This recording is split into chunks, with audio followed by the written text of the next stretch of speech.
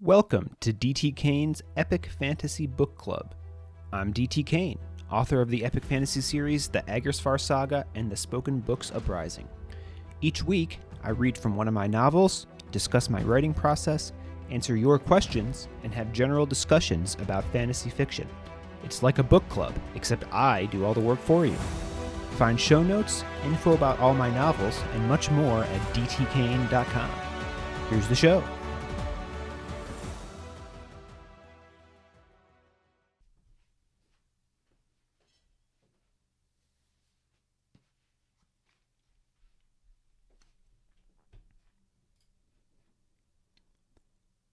Chapter 5. The cacophony of vendors hawking their wares nearly drowned out the despairing thoughts resonating about the inside of Baz's skull. At least I'll finally have a chance to complete Tessa's quest, he mused. Yes, perfect. A chance to break into the most powerful library in Fortune, probably all of Oration, to search for and then steal something he doubted even truly existed. Scribes curse him a fool. Why was he even thinking that far ahead? He'd be arrested and relieved of his head before he even managed to set foot inside that library. Baz laughed bitterly, drawing several concerned looks from passers-by. Aside from the area immediately surrounding erstwhile's conservatory, the market was the only truly neutral ground in all the city outside the territories claimed by each of its 9 libraries. There were a few permanent structures for the most established merchants, with banners depicting the wares sold within, colored dots in copper, silver, and gold indicating prices. Mostly, however, it was just a collection of hastily erected tents and stalls. Whenever the wind blew, which was frequent there in the shadow of the daggers, the canvas roofs were liable to flap about or even fly away completely, giving the market more the air of a camp for the homeless rather than a place where one might wish to spend a bit of coin. All the disorganization was centered around a curious stone fountain that Baz had always considered to be entirely out of place with the rest of the surroundings. It was a multi-tiered, circular affair, water burbling from a spout at the top and cascading down to the lower levels. Torches hung from sconces set at equidistant intervals around the circumferences of the top 2 tiers, and around the fountain's base was a garden of red orchids. No matter how bad the weather, those flowers always appeared as if they'd just been planted. Baz was just about to turn down the side street leading to Deliritus's tailor when a commotion from the other side of the fountain stopped him. At first, it was merely a few discontented shouts, pretty commonplace for the market. A haggler not getting his way, or perhaps one man's ill-constructed stall toppling into that of his neighbors. But soon it seemed like half the illets milling about the market were crying out, none of them happy. Baz knew he ought to just ignore it, but at that moment he'd take any excuse short of death to delay having to return to Deliritus. He changed direction, walking toward the shouts. After pushing through several throngs of bystanders, he discovered the source of the crowd's consternation. "Next time you'll remember to bow when you pass a reader in the street." A young man, little more than a boy really, stood over a slightly older boy who was lying in the street, propped up on one arm and glaring upward. The upright boy was dressed in a bright red shirt with amethyst showing at the cuffs. A cape hung down his back, secured at his throat by a golden pin in the shape of a tower. Baz really ought to have stayed clear. That was Lyton Xavier, younger brother to the late Heir Xavier, and with his brother's death, now the heir to erstwhile's most powerful library. He had the same grayish-blue eyes as his brother, reminiscent of tombstones. Unlike the perpetually disinterested expression his brother had possessed, though, Lyton's revealed plenty. Currently, it showed the petulant anger of a child. Baz glowered down at the Torchsire sigil stitched on his robes, knowing the risk he ran by displaying the symbol anywhere within 1,000 yards of a Xavier.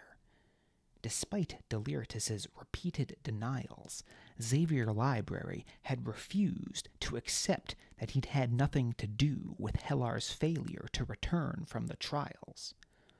The older boy at Lyton's feet had blood trickling from one of his nostrils. His head was shaved, though there was enough stubble to show it was blonde. He wore dark robes and had a dragon branded between his eyes, just like Baz, though the sigil on his black robe was that of a barrel, marking him from Willyom Library. "I'll be sure to be more careful next time," the supine speaker replied with obvious scorn. Lyton kicked the speaker in the ribs, causing the unfortunate young man to cry out and curl around his midsection. "You dare direct such insolence at me?" Lyton lifted his leg, apparently preparing to stop down on the speaker's head. "Stop!" Baz briefly looked around, wondering who'd be foolish enough to intervene in such an altercation. Then Baz realized every face in the crowd was looking at him. "Why, Baz, why can't you ever just shut up?" Instead of crushing the speaker's head beneath his boot, Lyton spun, following the crowd's eyes to the spot where Baz stood. The youth eyed Baz up and down, eyes narrowing to slits as they moved over the Torchsire sigil on Baz's garments. "You!" he sneered, taking several steps toward Baz. Baz glanced over his shoulder, preparing to run, but the gap in the crowd through which he'd come had closed. "Father promised he'd take care of any fines the table might levy should we find a Torchsire alone in the streets, and he'll be doubly pleased that I've come upon the very speaker responsible for my brother's death." For an instant, Baz considered feigning submission. That's what any sensible speaker in his position would have done. But scribes, blast it! He'd just spent the past hour eating submission sandwiches from 2 dukes and that book-burner Deliritus. "You may have noticed, young dukeling," Baz said, glancing around at the crowd, "I'm not exactly alone, and your father ought to check his facts. Deliritus had nothing to do with your brother's disappearance. Not that Hellar didn't get exactly what he deserved." The whole diatribe was the next worst thing to slitting his own wrists, but that last bit was particularly ill-advised. Lyton's face colored until it matched his shirt. "Strovel!" the Xavier heir shouted. For the first time, Baz noticed the masked harbor looming behind Lyton. He wasn't as tall as rocks. Few men were, but he was still at least double Baz's size, each arm as wide around as one of Baz's legs. At the Xavier boy's cry, the harbor stepped forward, brandishing his razor. Baz abandoned the arrogant posture he'd assumed and prepared to begin pushing through the crowd at his back. "Don't start something you can't finish, reader." The Willyom speaker Lyton had assaulted was now upright. He'd wiped the blood from his face and stood with arms crossed in defiance. "I think you'll find that you've few friends here should you start murdering speakers in broad daylight." The Willyom speaker glanced around at the crowd. Baz looked as well, seeing anger, or worse, in the expressions of many of those gathered. Lyton opened his mouth in retort, but his words died as he too looked around. For several moments, Baz could see him calculating how many of the assembled onlookers his harbor could mutilate before they reached him. Finally, he must have figured that it wouldn't be enough to save his own hide. He spun back to face Baz. "When my father hears of this, you'll wish you'd died on the trials. It will be the whipping post until you're mad with pain, then the wheel." With a jerk of his head at his harbor, the pair pushed their way through the crowd opposite Baz. He let out a long breath and patted his chest a few times to reassure himself that he was still actually in one piece. "You make a habit of nearly getting murdered by readers in the street?" Baz started, not having realized the Willyom Speaker had approached him. He gave a nervous laugh, rubbing at the back of his head, finding it was coated in perspiration. "Do you?" The Willyom Speaker chuckled, sounding far more at ease than Baz thought a sane man ought to, given what he'd just gone through. "I'm Ogeston," the speaker said, holding out a hand, "though most people just call me Oges." Now that he was right in front of Baz, he could see that Oges' nose was crooked, as if it had been broken multiple times. Both of his ears were also bloated with scar tissue. Clearly, he was no stranger to a fight. On the one hand, Baz could respect that. Scribes knew he didn't like taking orders from Deliritus, or anyone for that matter.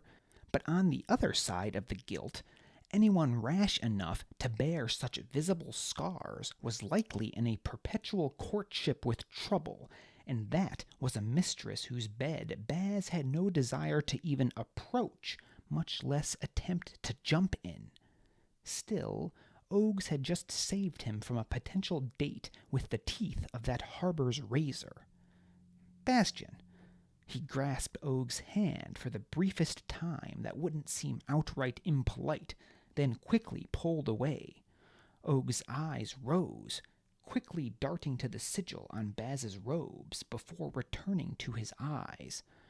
"The same Bastian who accompanied Deliritus Torchsire on the trials?" Baz shrugged, crossing his arms. "I'm the only Bastian I know." Oges scratched at some stubble beneath his chin.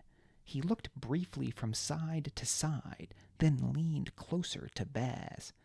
"How would you like to cause some real trouble for the readers of this city?" Chapter 6.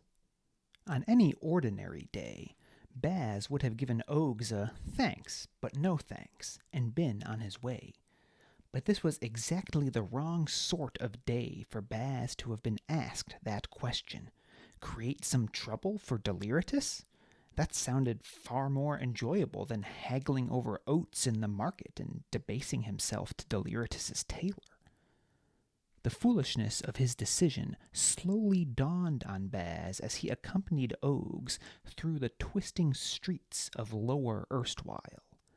Their surroundings went from the typically dilapidated buildings Baz was accustomed to passing on his errands, to downright destitute parts of the city that Baz had never possessed the need nor inclination to visit. Illits in this quarter were too poor to even afford readings, depending solely on the charity of the conservators for sustenance. In exchange, they worked some truly awful jobs. They passed a single-story stone structure that extended down the length of the block. It had an enormous chimney protruding from the center of its roof, belching smoke dark as pitch into erstwhile's dreary skies. Baz doubted it was as tall as Xavier Tower. The Xaviers wouldn't permit another building to rob them of that distinction. But the mere fact that the tallest building in erstwhile even seemed an apt comparison exemplified just how tall the chimney was. The building's roof also appeared to be made of thin sheets of metal, a material far too expensive for the indigent surroundings. As they turned a bend in the street, the entrance to the odd building came into view. It was flanked by a pair of conservatory enforcers, the sigil of quill and dagger stitched upon their white robes, marking them as members of the militia. Their faces were hidden by hoods. This was a factory where the elemental inks needed for restoration of books were made. The process was a secret the conservators held close. What wasn't a secret, however, was how dangerous and intensive that process was, and the only place one could find folk desperate enough to engage in such labor was here in the decrepit loins of Lower Erstwhile. Likely it was just his imagination, but as Baz stared at the building and its enforcer guards, he would have sworn he heard a faint cry of agony coming from within the factory. "Why here?" Baz hissed. While there was no one within obvious hearing distance, the factory's ominous presence imbued in him a desire to remain as inconspicuous as possible. Oges raised an eyebrow, the motion accentuating the grotesque angularity of his nose. "Didn't peg you as one to be afraid of a couple enforcers," Oges said, voice pitched for ordinary conversation. "You don't know the first thing about me," Baz said, keeping his voice low. "The real fools are the ones who don't admit to being afraid.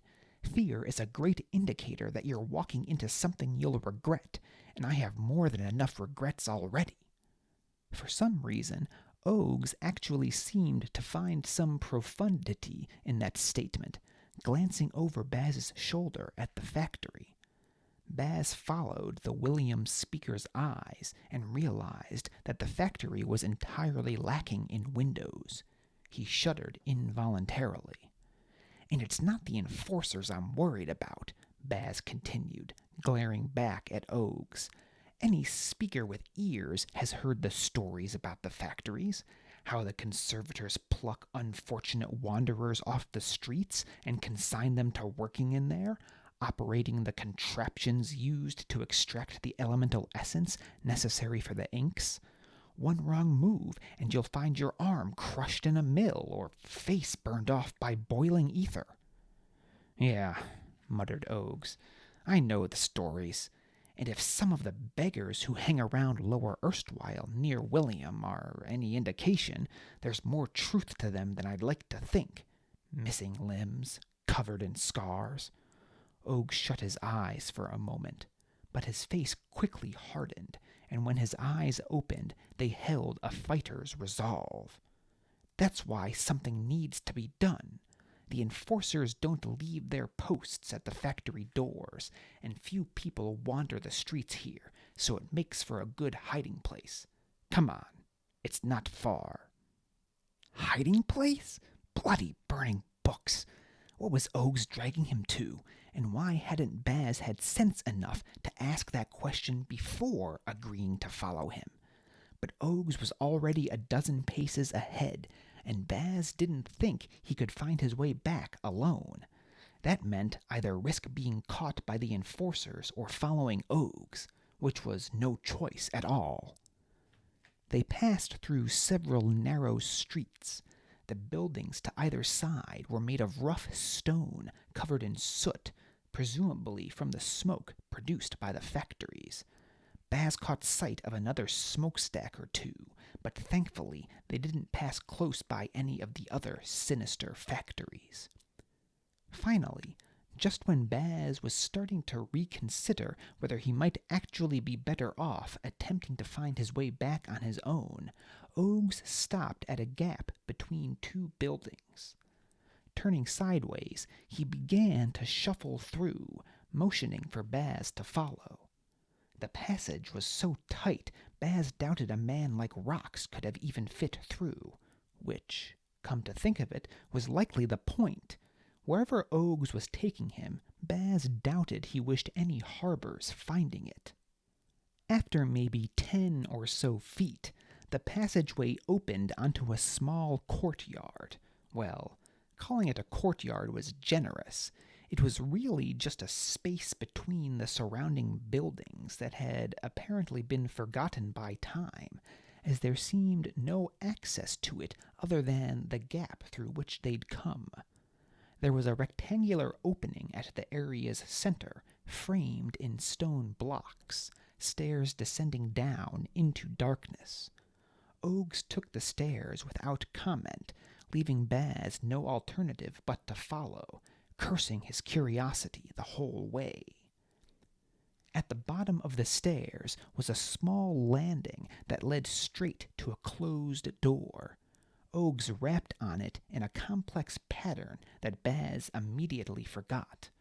A moment later, as if someone on the other side had been waiting for the signal, a slot 2/3 up the door opened, and a set of skeptical eyes peered out.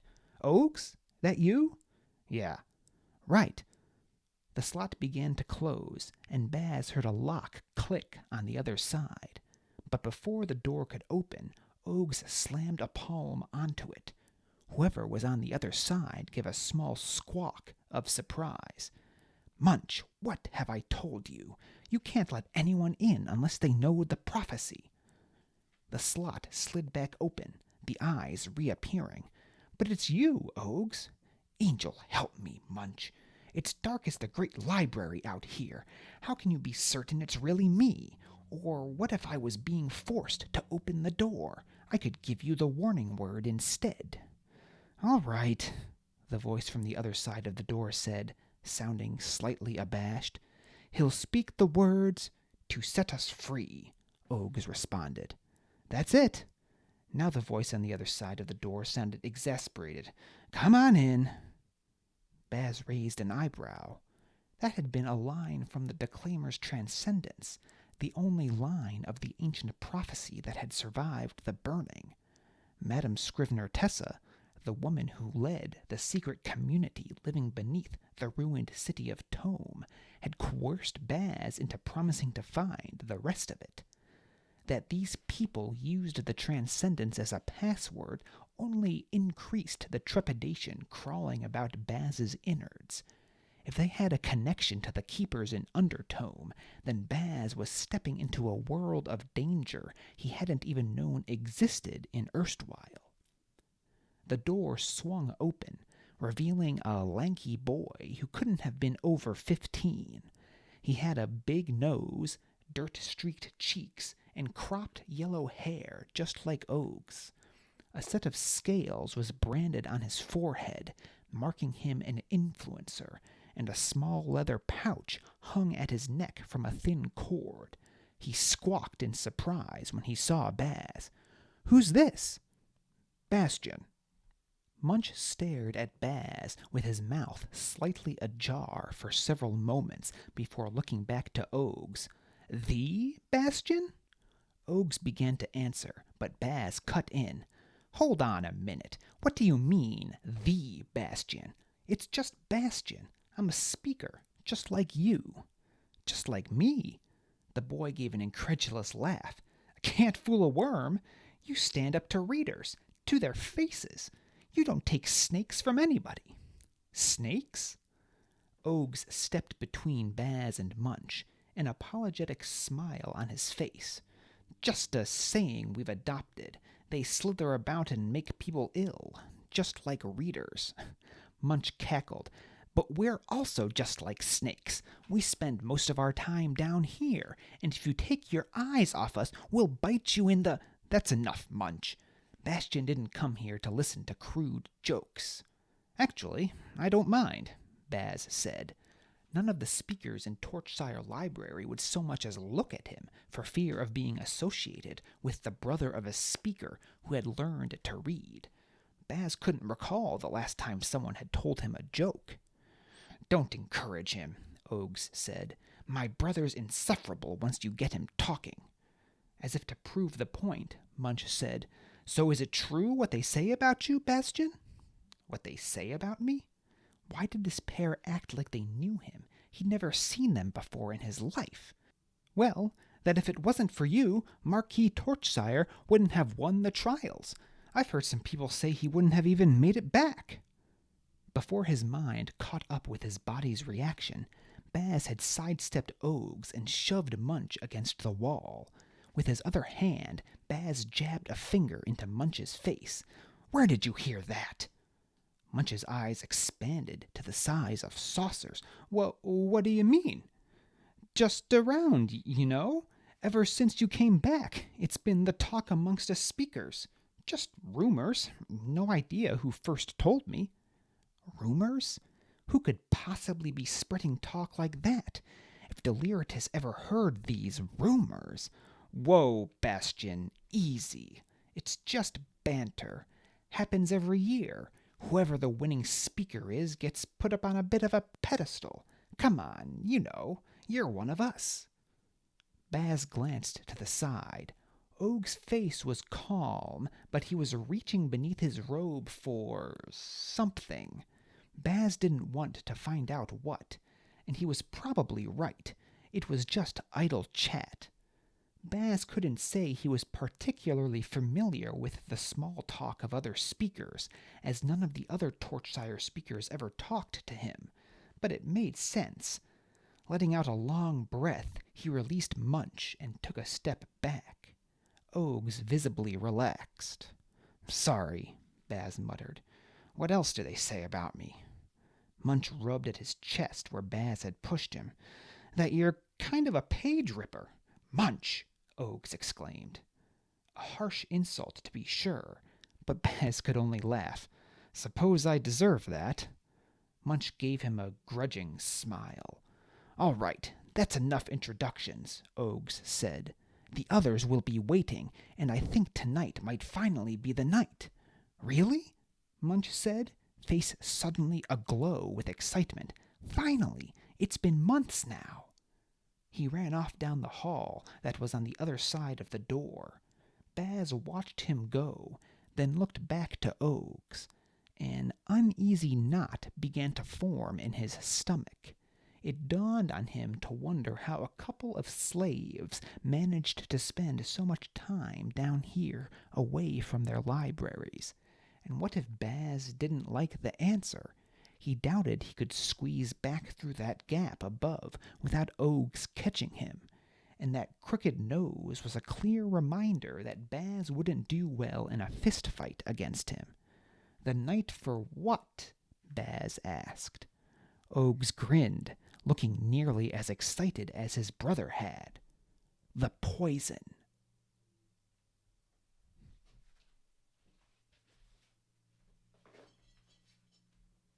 Hello everyone, welcome back to D.T. Kane's Epic Fantasy Book Club. Today is August 21st, 2022, as I record this, which is episode 5 of Season 2 of the podcast, and episode 32 overall, I do believe. Man, I never really thought I'd get to so many episodes that I'd start losing count, but there you go. Yes, it's episode 32.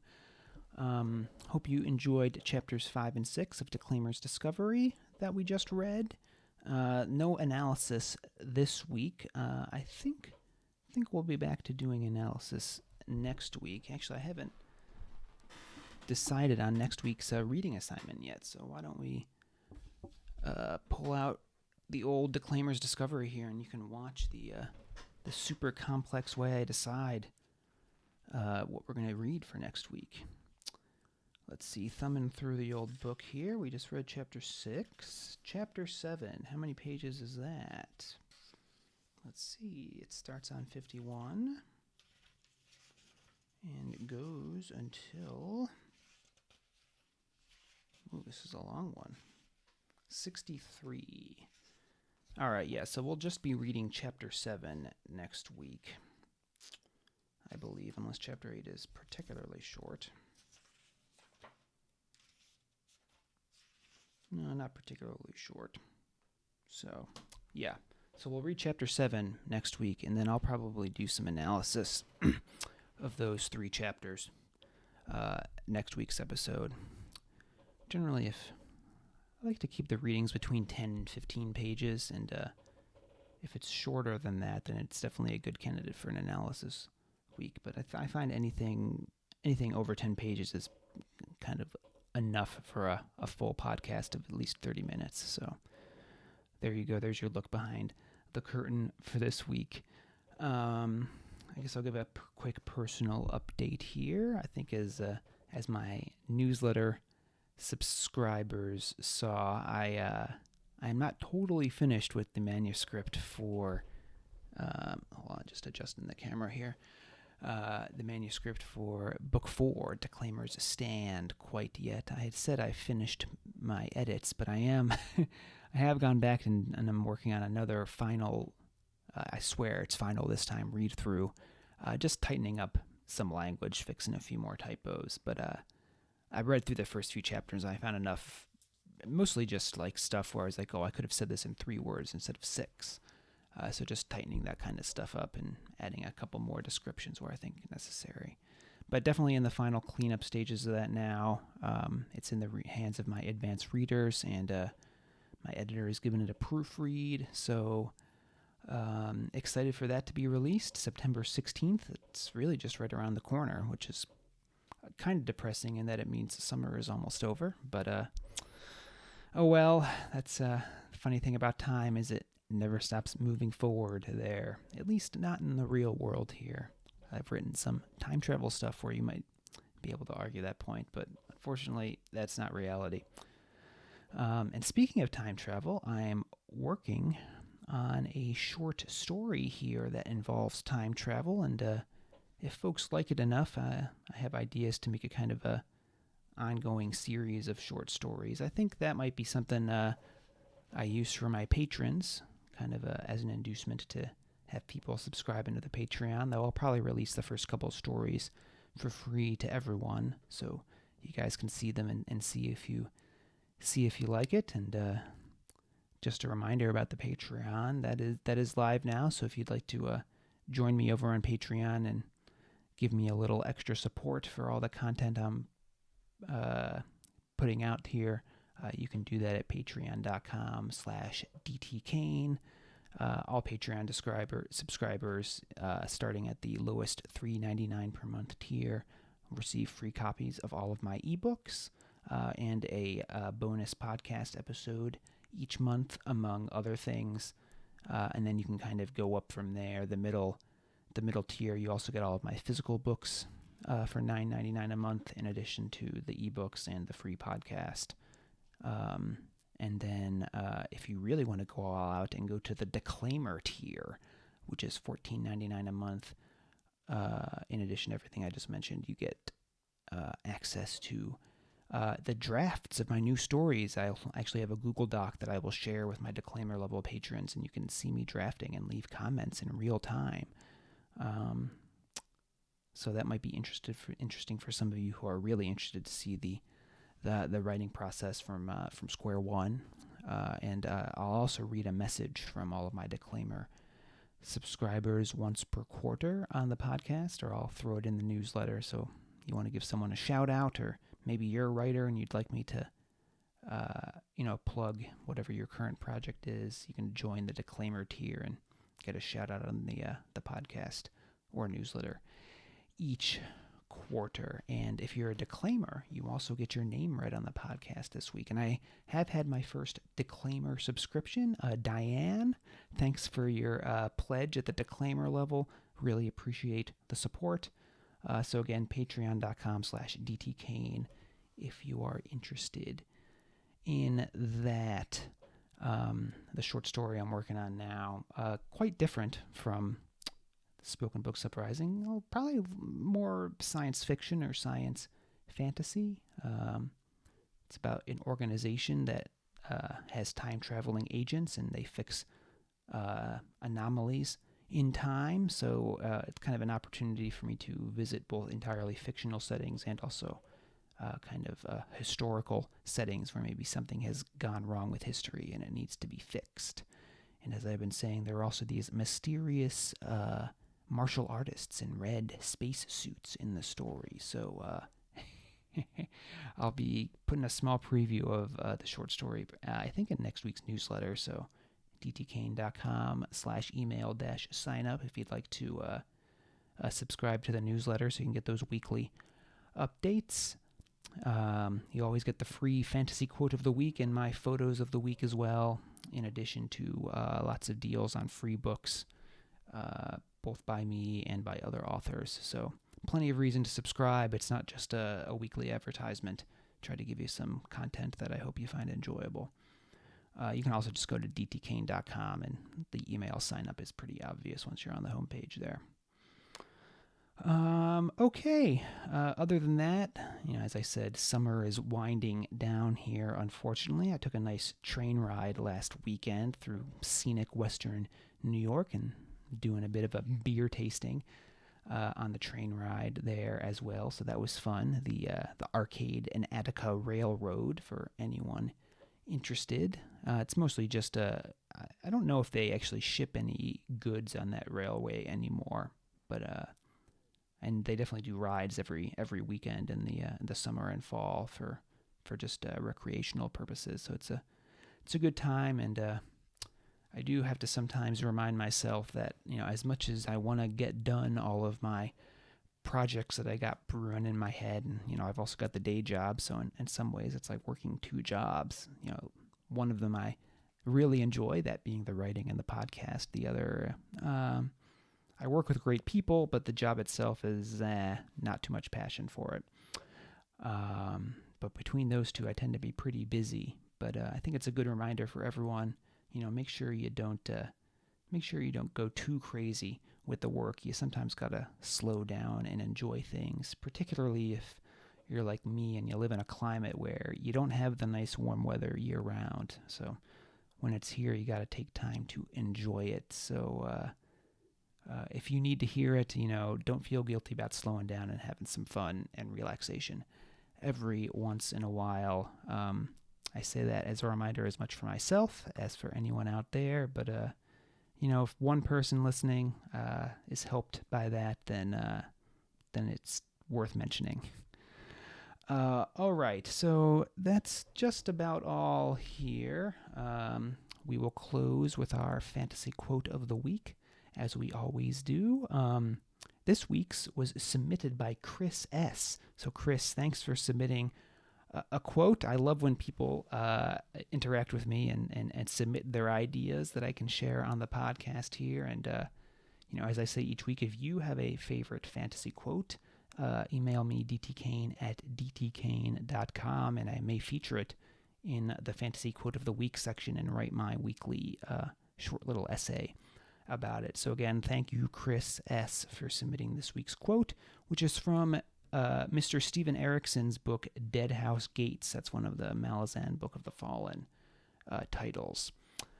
So the quote is, "Mockery is just hate's patina, and every laugh is vicious."